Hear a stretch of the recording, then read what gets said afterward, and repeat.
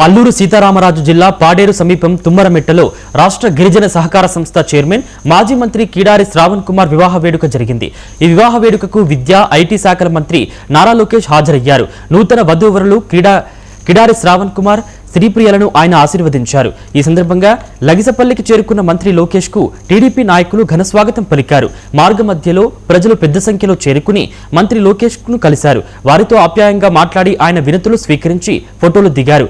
వర్తనాపల్లి నక్కలపుట్ట జంక్షన్లోనూ ప్రజలకు అభివాదం చేస్తూ ముందుకు సాగారు।